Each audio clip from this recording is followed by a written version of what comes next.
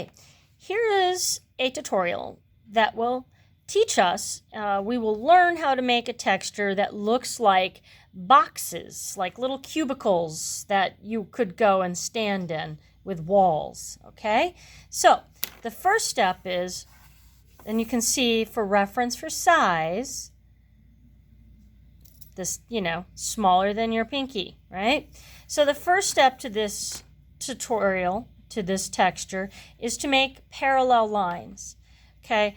And when you get good at it, you can actually make parallel lines that have a slight wave to them, but you're going to want to make sure that the next line has a similar wave, and so on and so forth, okay? So don't use a ruler. This will be more three-dimensional because it'll look like it bulges out and dips in. So, but that's for once you get good at it. The first step is you don't need to use a ruler. They don't have to be perfectly straight lines, okay? The next step is, after you draw your parallel lines that are not much fatter than your pinky, maybe even a little skinnier, is to go in the other direction so that you're making these cubes. Okay, and for the person who's experienced with this, do the same thing. If you have a wave, you can maybe make a slight arc when you go the other direction. You don't want waves going into anything too complicated for the other direction.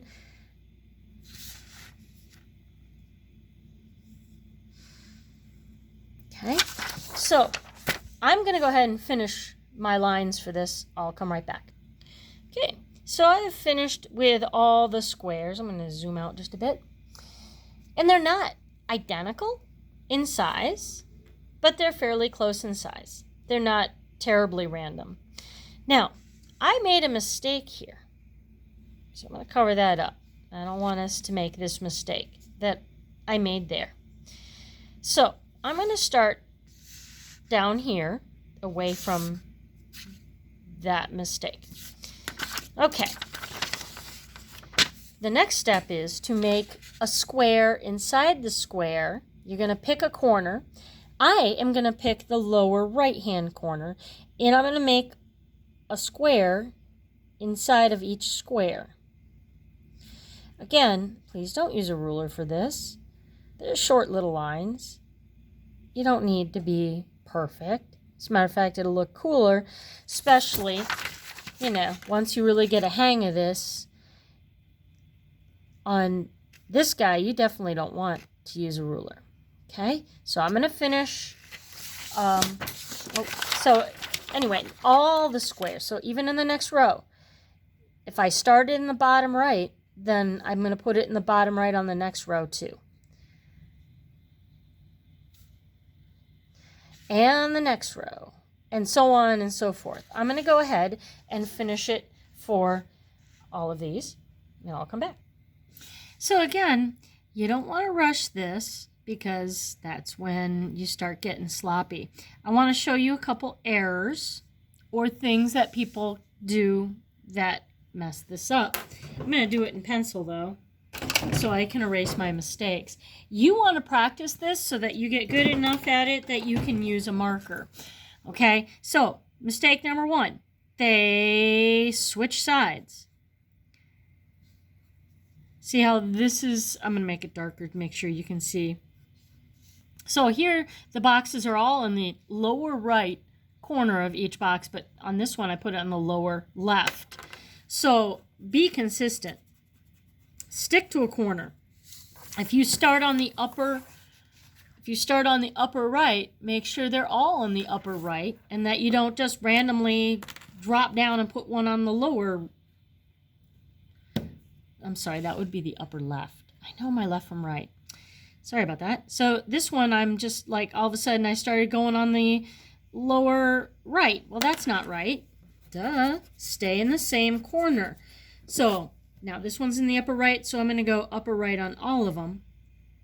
Now when I finish all of them, I bet you that you would not notice this one mistake. So if you have like one mistake, get over it, move on. But if you constantly are making errors, well then it's just all going to be a mess, okay? So I'm going to make one random error, but I'm going to go right back to doing the right thing.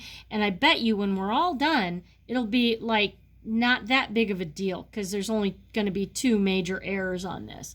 So I'm going to continue on filling in my boxes. You do too.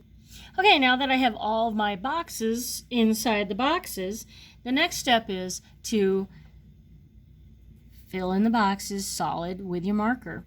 Again, you don't want to ruin your Sharpie. I mean, maybe you do. Maybe you do want to spend money and go and get another Sharpie, but personally, I'd rather get a cappuccino, you know? I mean, if I'm going to be spending $1.50, why would I want to buy another marker when I already have one? So don't press hard.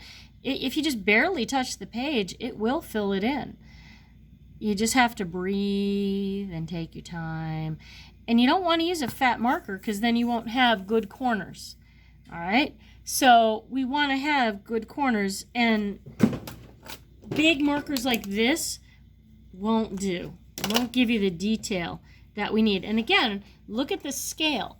So you can see the size of it, or the scale of it, is pretty small, right? So we don't have big boxes on this texture. We want to create a texture that we're going to use in our collage, our Romare Bearden inspired collage. You did that drawing, or you're going to do the drawing from the photo you took, and we are creating a texture that we're going to add color to, and we'll be cutting out shapes from this.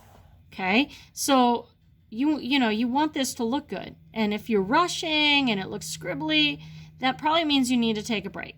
Go get a cappuccino, go play a quick game on the Xbox, but don't be like my husband and decide that it's going to be 3 hours worth of games, plural. It's just like one game, and come back to it when your mind is clear and you are ready. Because if you're rushing, it's going to look wretched. I'm sorry, ratchet. No, just kidding. I say wretched, you say ratchet. You say tomato, I say tomato. All right, and I am filling these boxes in. So I'm going to go off camera and finish doing that. Okay, now that I have all my squares filled in with my one little mistake right there, I'm going to just get over it. Now, you don't want to have a million mistakes, because if it's all random like this, then, well, it's going to look like crap. So you probably just want to start a fresh one. But there's a good chance that no one will notice when we're all done if we didn't point it out, if you only do 1 or 2 mistakes. So the next step is on each box to make a line from the shaded in corner to the diagonal corner. Shaded to diagonal. Shaded to diagonal corner. So you're going to connect the shaded corner to the diagonal corner. Okay, each one. So you go to the corner of the shaded box to the diagonal corner of the next shaded box. So corner to corner, corner to corner, corner to corner, corner to corner, corner to corner. Now, things always look better when they're done. So that's my first suggestion too, is to just hang in there and finish. This pattern looks better once you have the shading done. We'll talk about shading in a minute. Here's my one cattywampus area right there. So corner to corner, corner to diagonal corner,